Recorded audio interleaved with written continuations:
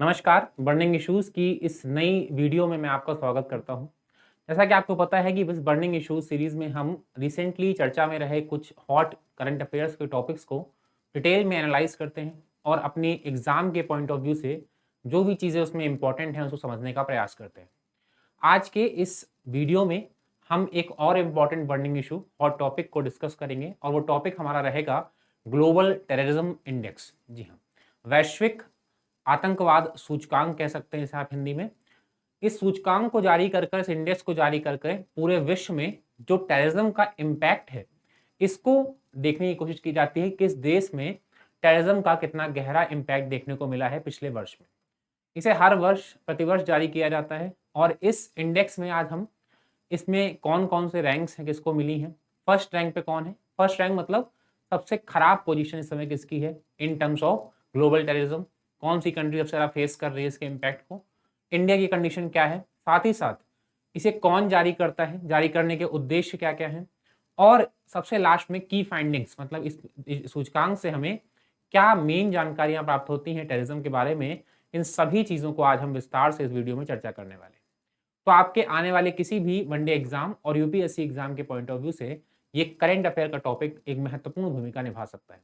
तो चलिए वीडियो को बिना किसी देरी के शुरू किया जाता है। सबसे पहले हम जानेंगे वाई इन न्यूज़ चर्चा में क्यों है। तो जैसा कि मैंने आपको बताया 2023 का जो एडिशन है इस सूचकांक का, इस इंडेक्स का, उसे जारी कर दिया गया है और इसे जारी करने के बाद एक बार फिर से टेररिज्म के मुद्दे पर, ग्लोबल टेररिज्म के मुद्दे पर डिबेट होना शुरू हो गई है स्कॉलर्स में। बेसिकली इसे रिसेंटली रिलीज किया गया है और ये जो इंडेक्स है it analyse the impact of terrorism. ध्यान दीजिएगा, इम्पैक्ट का मतलब किसी भी कंट्री पर टेररिज्म या फिर आतंकवाद का क्या प्रभाव पड़ता है, पूरे साल उससे कितना ज्यादा वो कंट्री प्रभावित रही आतंकवाद से, इसको ये एनालाइज करता है। Right, for 163 countries. तो इस साल कुल 163 कंट्रीज देशों को इसमें शामिल किया गया है। कुल मिलाकर जो रैंकिंग है उसमें 1 से लेकर के 163 कंट्रीज की 163 रैंकिंग्स को शामिल किया गया है। और ये जो 163 कंट्रीज हैं, वो कंट्रीज आज की वर्ल्ड में 99.7% जो पॉपुलेशन है वर्ल्ड की, उसको कवर करती है। तो अराउंड 0.3% पॉपुलेशन है जो इसके बाहर की कंट्रीज में है, उसको इसमें कवर नहीं किया गया है। और वो नेग्लिजिबल हम मान भी सकते हैं क्योंकि मेजर जो कंट्रीज हैं उन सभी को लगभग इस इंडेक्स में शामिल किया गया है। Produced by Institute of Economics and Peace, IEP. तो इस इंडेक्स को कौन जारी करता है? इसको जारी करने वाला है Institute for Economics and Peace, IEP. इसे आपको याद रखना है क्योंकि एग्जाम में इससे क्वेश्चन आ सकता है। GTI scores each country on a scale of 0 to 10। तो अब 0 to 10 का मतलब ये है कि अगर रैंकिंग को देखोगे तो आप 1 से स्टार्ट करके 163 तक ये जाएगी। अगर हम बेस करें कि इसका बेस क्या है रैंकिंग को जारी करने का, तो इम्पैक्ट ऑफ टेररिज्म को मेजर किया जाएगा कई बेसिस पर, वो हम आगे डिस्कस करेंगे फर्दर। और उस पर किसी कंट्री को पॉइंट्स दिए जाएंगे, स्केल किया जाएगा किस पर? 0 से 10 पर। फॉर एग्जाम्पल, अगर हम मान लें कि अफगानिस्तान में तालिबान के कुछ चलते जो है पिछले कुछ वर्षों में आतंकवाद थोड़ा ज्यादा प्रभावित रहा है, तो अगर अफगानिस्तान को रैंकिंग देनी होगी तो वहां पर इसको 0 पॉइंट मिल सकता है। राइट, और कहीं पर किसी देश में आतंकवाद बिल्कुल ही कम रहा हो, बिल्कुल ही ना के बराबर रहा हो, तो वहां उसे वो 10 पॉइंट दे सकते हैं। तो अगर किसी को कम पॉइंट मिल रहा है डेट मीन्स उस कंट्री में इम्पैक्ट सबसे ज्यादा है या अधिक है, और किसी को ज्यादा पॉइंट मिल रहा है स्केल पर, मतलब उस पर इम्पैक्ट कम है। ऑन द अदर हैंड, किसी कंट्री की रैंक अगर कम है, फॉर एग्जाम्पल किसी की अगर रैंक 1 है, उसका मतलब पूरे विश्व में आतंकवाद का प्रभाव उस वर्ष उस कंट्री में सबसे ज्यादा रहा। ऑन द अदर हैंड, किसी की रैंक 163 है तो उसका मतलब वहां पर सबसे कम रहा। ठीक है, तो इसमें आपको कंफ्यूज नहीं होना है। It considers death. तो अगर इम्पैक्ट में कौन कौन से बेसिस हैं, किन किन चीजों को कैलकुलेट किया जाता है, देखा जाता है, तो पहला तो आपका हो गया डेथ, मतलब कितनी मृत्यु हुई किसके चलते? आतंकवाद के चलते। इंसिडेंट्स, इंसिडेंट्स का मतलब कौन कौन सी घटनाएं रिसेंटली हुई जिसका संबंध कहीं ना कहीं आतंकवाद से था, टेररिज्म से था। Hostages and injuries. हॉस्टेजेस आपको पता है कि आतंकवादी जो है कई मामलों में, कई घटनाओं में आप देखते हैं कि कुछ हॉस्टेज को बना लेते हैं, हॉस्टेज बना लेते हैं। चलते होता क्या है, ताकि उन पर कोई डायरेक्ट हमला ना कर सके। तो अपने बचाव में अगर वो हॉस्टेज का प्रयोग कर रहे हैं, किसी को एज अ हॉस्टेज बना रहे हैं, तो ऐसे में उसको भी ये इंडेक्स कैलकुलेट करता है और उसमें कितनी इंजरीज हुई टेररिज्म से उसको भी ये कैलकुलेट करता है। तो बेसिकली इन 3 से 4 डायमेंशंस पर, आयामों पर ये इंडेक्स कंप्लीटली बेस्ड रहता है और इसी के आधार पर वो रैंकिंग को जारी करता है, कंट्रीज को पॉइंट देता है। It aims to help inform a positive practical debate about the future of terrorism and the required policy responses.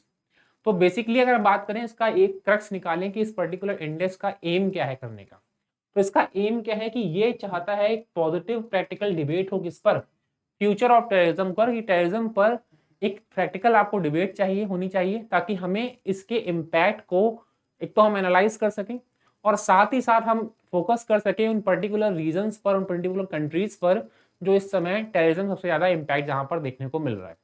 और इसके अलावा हम एक पॉलिसी फ्रेमवर्क भी तैयार कर सकें सो दैट उन कंट्रीज में, या फिर अपनी अगर किसी कंट्री है तो उसमें आप कैसे उस टेररिज्म के इम्पैक्ट को मिनिमाइज कर सकते हैं, कम कर सकते हैं, राइट।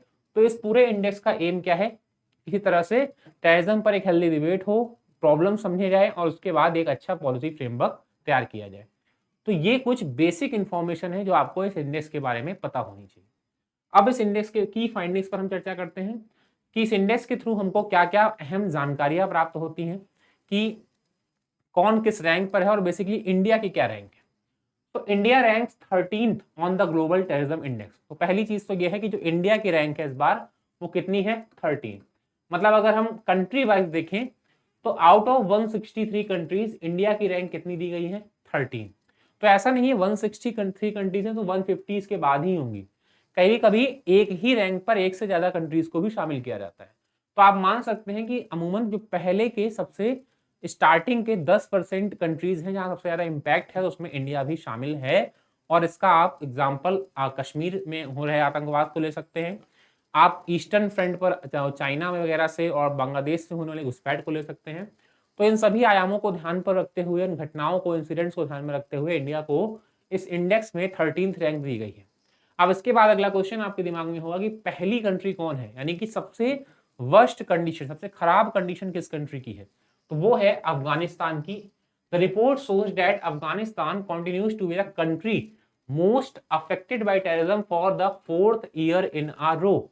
इसका मतलब लगातार चौथे इंडेक्स में, लगातार चौथा मतलब पिछले 4 सालों से लगातार फर्स्ट रैंक पर टॉप कर रहा है कौन सी कंट्री, अफगानिस्तान। टॉप करने का मतलब सबसे ज्यादा इंपैक्ट टेररिज्म का पड़ा है कहां पर, अफगानिस्तान में। Most impacted country bye terrorism है आपकी अफगानिस्तान, वो भी लगातार 4 सालों से। और वो आप समझ भी सकते हैं कि तालिबान ने जिस तरह से अफगानिस्तान में सत्ता परिवर्तन किया है, सत्ता अपने हाथ में ली है, तो वहां पर टेररिज्म आपको सबसे ज्यादा देखने को मिल सकता है।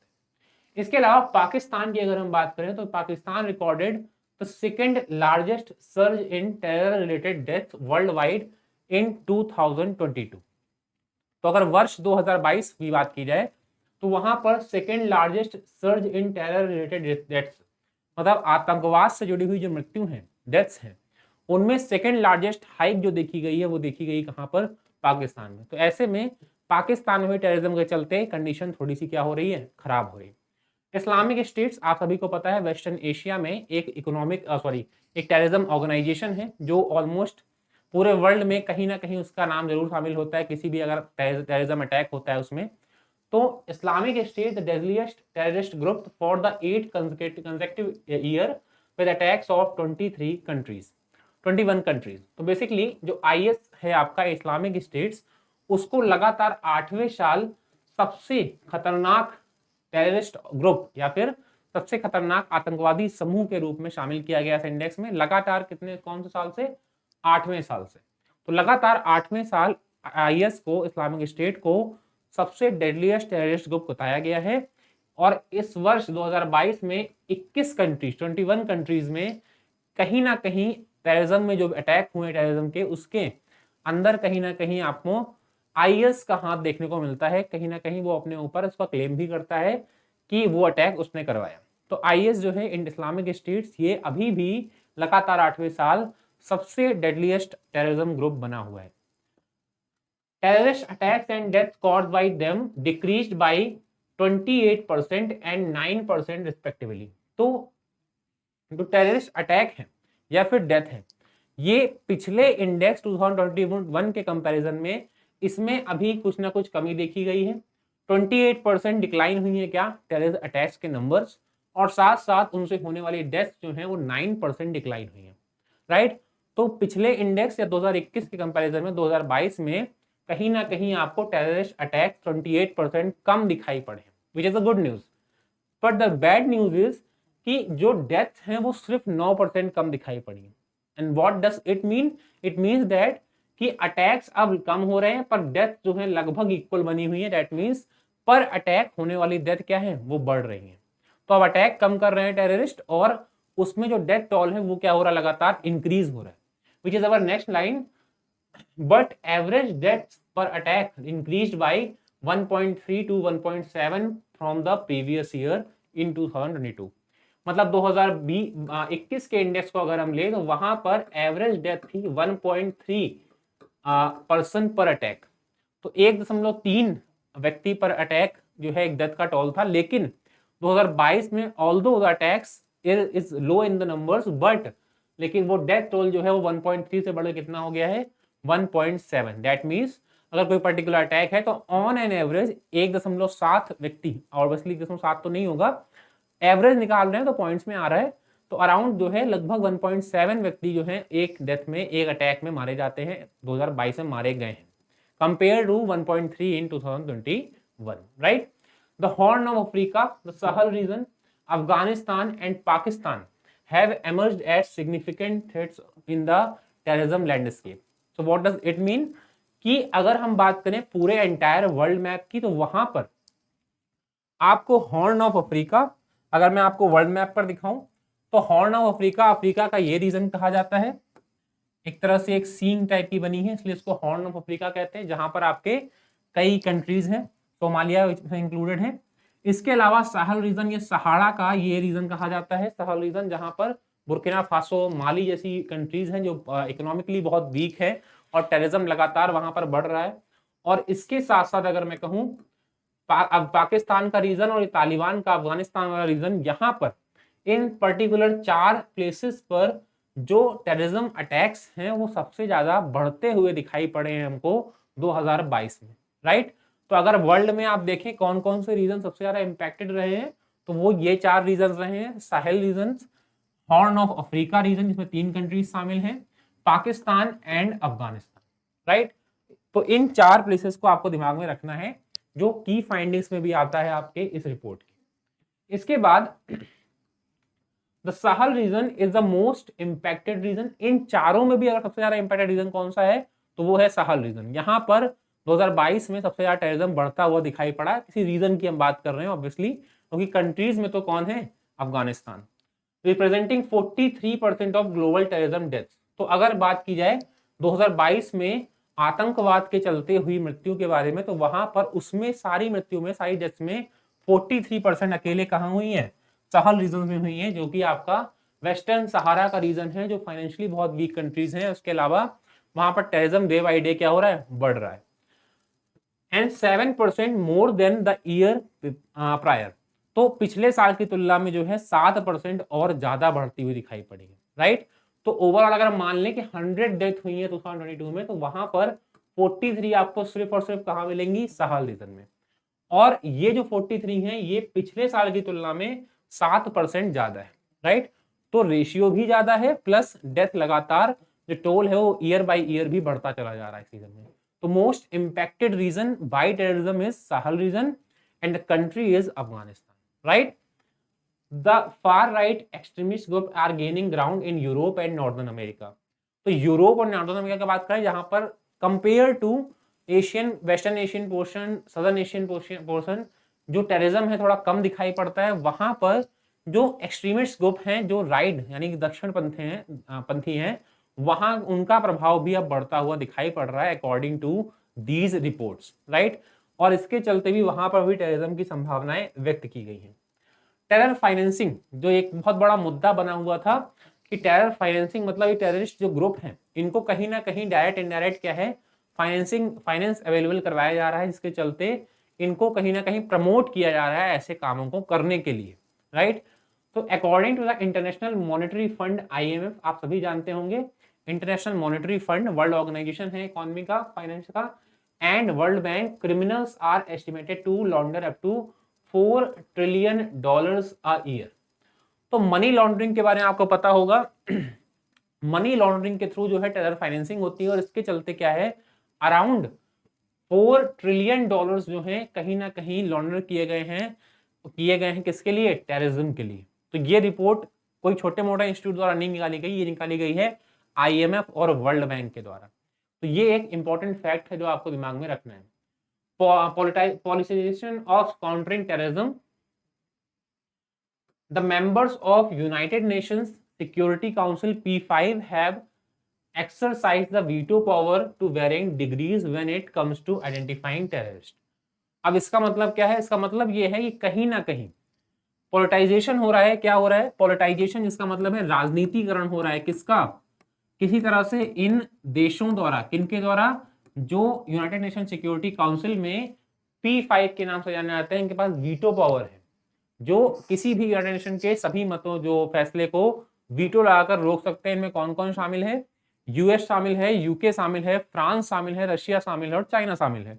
इन 5 कंट्रीज ने भी कहीं ना कहीं वीटो लगा करके पिछले वर्ष में जो काउंटर टेररिज्म है उसका पॉलिटाइजेशन करने का प्रयास किया है। मतलब जो आतंकवाद के विरोध में जो चीजें की जानी चाहिए उनको कहीं ना कहीं उसको राजनीतिक रूप देने का प्रयास किया है, जिसके चलते उतनी इफेक्टिव तरीके से एंटी टेररिज्म जो एक्टिविटीज है उनको प्रमोट नहीं किया जा सका है। तो ये भी एक अहम मुद्दा है जो इस रिपोर्ट ने उठाया है। इसके अलावा also absence of universally accepted definitions for what constitutes terrorism provides terrorist with an edge. तो बेसिकली इसका कहना यह है कि जो ओवरऑल वर्ल्ड में अगर हम देखें, वर्ल्ड पॉलिटिक्स में, तो वहां पर टेररिज्म जो वर्ड है, अब किसको टेररिस्ट कहेंगे किसको नहीं कहेंगे, इसका एक कह सकते हैं यूनिवर्सल कोई कॉन्स्टिट्यूशन नहीं है, कोई एक लॉ नहीं है जो ये डिफाइन कर सके किसी भी काम को या किसी व्यक्ति द्वारा किए किसी भी कृत्य को आप टेररिज्म कह सकते हैं, आतंकवाद कह सकते हैं या नहीं कह सकते। तो ये भी एक रीजन है कि ये एक एज प्रोवाइड करता है, एक एडवांटेज प्रोवाइड करता है टेररिज्म को, कि वो in the absence of any universally law वो टेररिज्म के दायरे से बाहर आ जाए, राइट। तो ये भी एक अहम मुद्दा है और इसको एग्जांपल मैं बताऊंगा नेक्स्ट लाइन में। इसमें पहले आप जान लीजिए, drone technology and it's uses continuous rapidly involve. तो इस रिपोर्ट ने ये भी बताया है कहीं ना कहीं टेररिज्म में अब टेक्नोलॉजी का भी यूज बहुत तेजी से बढ़ रहा है। फॉर एग्जांपल ड्रोन अटैक्स जो हैं वो बहुत तेजी से नंबर में बढ़ रहे हैं compare to last few years. तो ये भी एक बहुत बड़ा मुद्दा है जिसको कंट्रीज को रिजॉल्व करना है कि कैसे इन इंटरनेशनल टेररिज्म ऑर्गेनाइजेशंस को ये टेक्नोलॉजिकल एडवांटेज भी मिल रहा है, ड्रोन जैसी चीजें मिल रही हैं जिसका यूज करके वो टेररिज्म को और ज्यादा बढ़ा रहे हैं, राइट। स्टेट स्पॉन्सर्ड टेररिज्म, यानी कि राज्य द्वारा सहायता किया स्टार्ट किया टेररिज्म, आतंकवाद। अब राज्य द्वारा कैसे किया जाएगा, अब इसको समझिए एग्जांपल से। रिसेंटली जो वॉर चल रहा है पिछले 1 साल से रशिया और यूक्रेन का, वहां पर कहीं ना कहीं रशिया के भी कई ऐसे ग्रुप्स का नाम आता है जो कहीं ना कहीं आतंकवाद का जैसी गतिविधियों का सहारा लेकर के इस वॉर को जीतने का प्रयास करते हैं, राइट। तालिबान को भी माना जाता है कि ये US समर्थित क्या है, एक आतंकवादी समूह रहा था। तो स्टेट स्पॉन्सर्ड टेररिस्ट ग्रुप इसी को कहा जाता है। और ये जो एक्टिविटीज हैं वर्ल्ड में बड़ी कंट्रीज जो हैं US रशिया जैसी कंट्रीज ये ज्यादा प्रमोट करती हुई दिखती है। दैट इज वाई ऐसे में इसके चलते भी क्या है, टेररिज्म बहुत तेजी से बढ़ रहा है। तो इन एक्टिविटीज पर भी हमको रोक लगाने की क्या है, नीड है, जरूरत है। अब मैंने यहाँ बताया था कि डेफिनेशन कोई नहीं है, तो अगर रशिया किसी भी टेररिज्म ऑर्गेनाइजेशन को यूक्रेन में एंटर करने देता है तो इसको क्या करेगा, in the form of war जो है लोग देखेंगे, but actually it is a terrorism attack, right. तो इनमें डिफरेंशिएट करना बहुत मुश्किल है। And the reason is very simple कि वहां पर कोई यूनिवर्सली एक्सेप्टेड लॉ नहीं है, कोई कानून नहीं जो डिफाइन कर सके कि कौन सी एक्टिविटी टेररिज्म में आती है कौन सी नहीं आती है। तो ये एक एज दे देता है, एडवांटेज देता है किसको, टेररिस्ट ग्रुप्स को, टेररिज्म को। तो ये एक इंपॉर्टेंट कंसर्न है, फाइंडिंग है, मेजर चैलेंज है आपका, जो टेररिज्म को लगातार बढ़ने में सहायता दे रहा है, राइट। तो इन चीजों को आपको दिमाग में रखना है। ये सारे फैक्ट जो मैंने आपको बताए सारे इंपॉर्टेंट्स हैं और इन सभी से कहीं ना कहीं कोई ना कोई क्वेश्चन बनने की संभावना फ्यूचर में आपको देखने को मिल सकती है। तो आज इस रिपोर्ट के बारे में जो चीजें हमें जाननी थी वो मैंने आपको बताई हैं। आई होप आपको ये इन्फॉर्मेशन पसंद आई होगी, वीडियो पसंद आया होगा, कुछ भी नया सीखने को मिला हो तो प्लीज वीडियो को लाइक करिए, चैनल को सब्सक्राइब करिए। Thank you for watching.